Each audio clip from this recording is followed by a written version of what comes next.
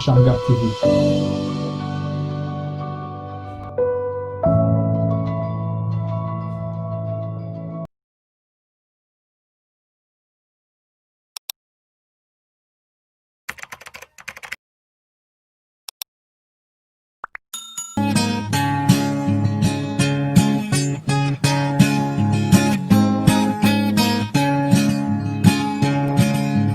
dukeneye umuhanuzi nka Eliya cyangwa se Yohana umubatiza, ngo azavuga iby'ukuri atabikikiye ijwi ry'amarayika wa karindwi. Isi yacira arwaye bana b'Imana, nta kindi cyayikiza keretse ukuri kuvugwa na Eliya wasezeranijwe ijwi ry'amarayika wa karindwi.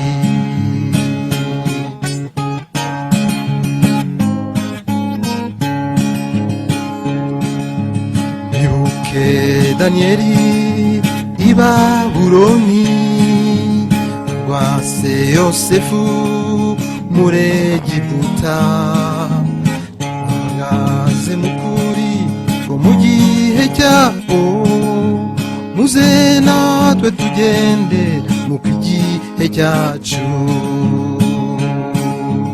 Nibuke Daniyeli i Babuloni hamwe na Yosefu muri Egiputa, bahagaze mu kuri ko mu gihe cyabo muze natwe tugende mu gihe cyacu. Isi yacira arwaye bana b'Imana, nta kindi cyayikiza keretse ukuri kuvugwa na Eliya wasezeranijwe ijwi ry'amarayika wa karindwi.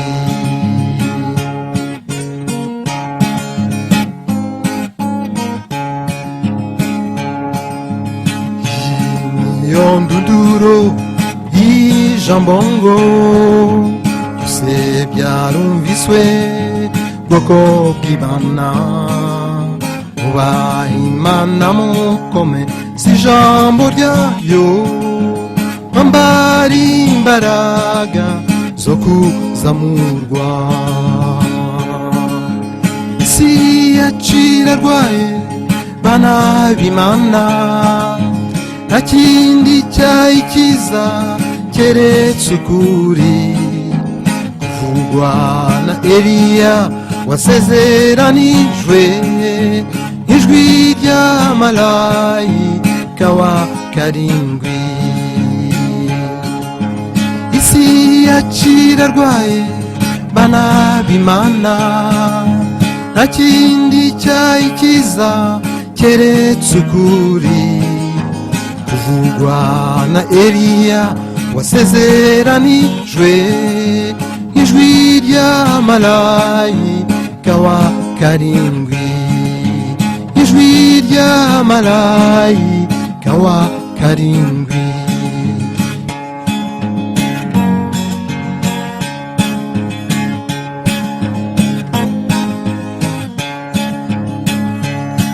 Nabonye amahoro umutima wanjye, wanakiriye Yesu umucunguzi, nahindutse mushya icyaremwe gishya, ntabwo nzongera kurindagira ukundi. Ijuru iyo ni iwacu, ni iwacu aho habera bahora bishimye, bahimbaza Imana ubuzira herezo, aho ngaho nyine ni iwacu.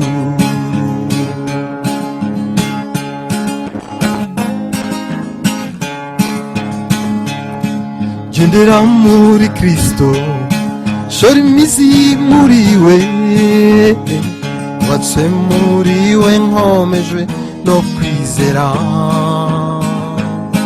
nkuko nigishijwe mfite ishimwe ryinshi rizuye risesekaye mu mutima ijuru ni iwacu aho abera bahora bishimye bahimbaza Imana uzira herezo aho ngaho nyine iwacu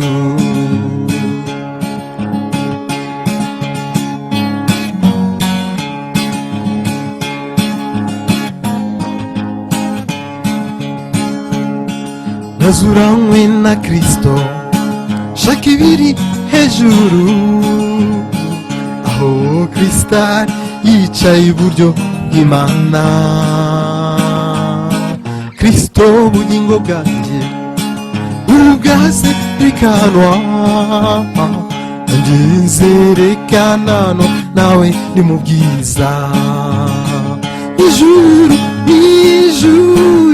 ni iwacu aho abera bahora bishimye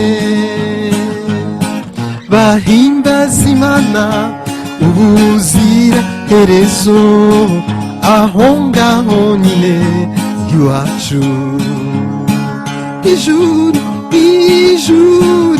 ni iwacu aho abera bahora bishimye bahimbaza Imana ubuzira herezo aho ngaho nyine iwacu aho ngaho nyine iwacu aho ngaho nyine iwacu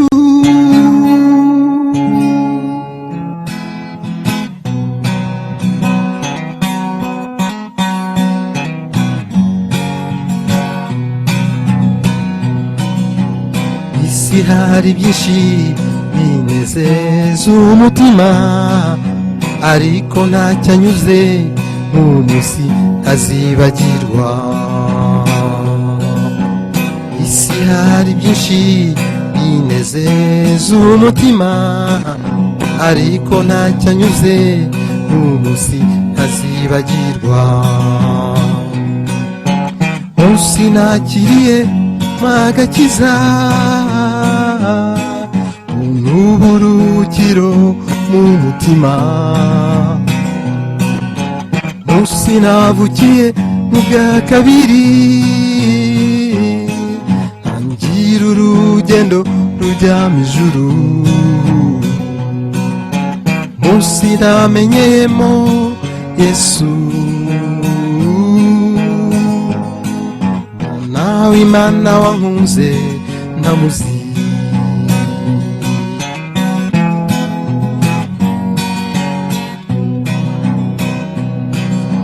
byari indamu yanjye bya mbere y'igihombo ubu tuzi ni Yesu n'ubuzima bw'abakijijwe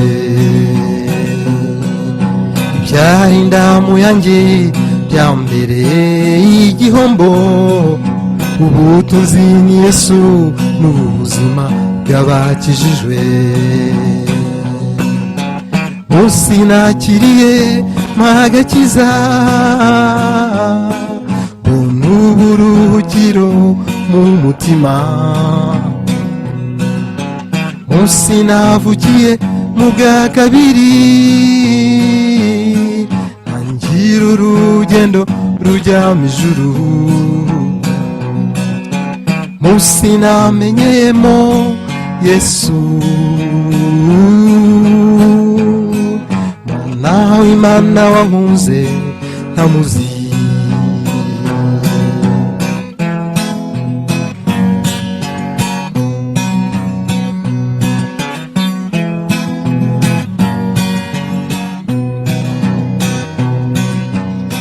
izina ryanjye ryanditswe mu gitabo cy'ubugingo, sinzasubira inyuma, nzahora nibuka uwo munsi. Izina ryanjye ryanditswe mu gitabo cy'ubugingo, sinzasubira inyuma, nzahora nibuka uwo munsi.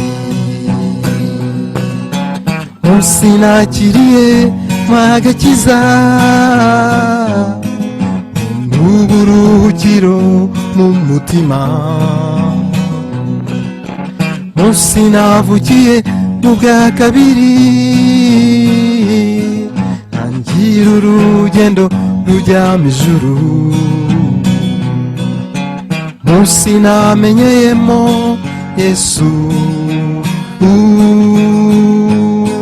Mwana w'Imana wankunze ntamuzi, Mwana w'Imana wankunze ntamuzi.